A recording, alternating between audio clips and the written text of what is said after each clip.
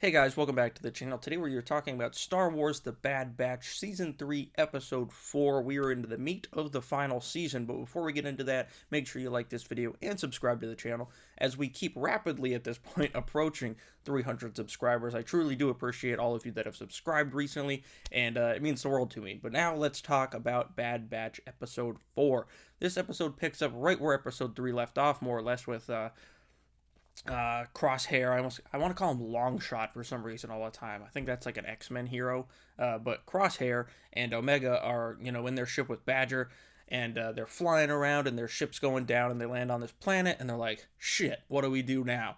So they go, and it's almost like the scene from Solo, the stupid scene from Solo, I should say, where he gets the name Solo. They're talking to like the person that can get them off planet, and they're like, hey, yeah, I'll take a blackmail if it's like 30,000 credits and no more, no less. So then Omega and Crosshair have to find out how to get 30,000 credits because they have none.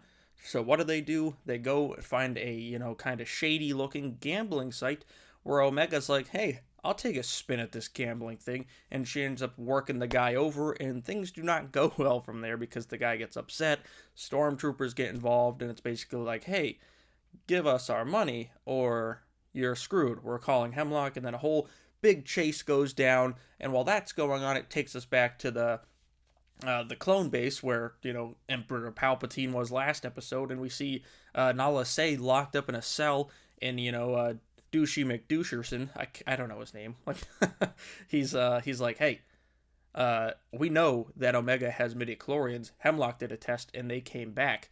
You do a test and nothing. So he's like, we know you're a traitorous person to the Emperor. So you're screwed. We're gonna kill you once we get the chance. So Nala Se is not like anyone's favorite character by any chance, but it's a character we've known for so long at this point. It's like, no, we don't want you to die. That would kind of stink. But it looks like that could happen, and now we pretty much have confirmation that the reason they want Omega is for the midichlorians to help clone the Emperor, which makes you think. Do you think Omega could be force sensitive at some point? We'll have to wait and see. Maybe in like the series finale, it's revealed she's at least a little bit force sensitive. We'll have to wait and see how that turns out. But jumping back over to the other plot, the chase sequence keeps going, and then they finally get a chance to escape. And Omega's like, I gotta go rescue Batcher, and then Crosshair's like, you're making a mistake. We can leave right now. And she's like, I'm not leaving Batcher behind. So of course she goes and does her thing, and Crosshair eventually tags along.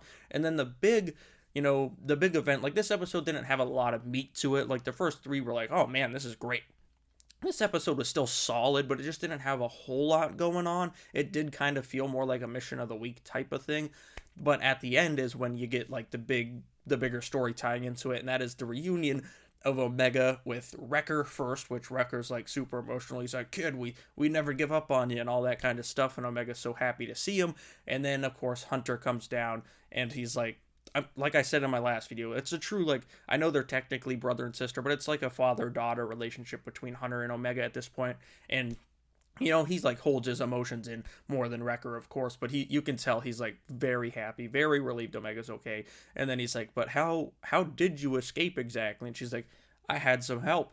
And then Crosshair comes out of the ship, and like that's where the episode ends, more or less. Wrecker and Hunter are thinking like, holy shit. And that's where the episode ends, really setting you up for next week. That like now, like at least me, I'm super hyped for next week to see this epic reunion that we've been waiting years for at this point between Crosshair and the rest, or at least some of the Bad Batch, Wrecker and Hunter there. So next week's episode looks to be awesome, looks to be epic.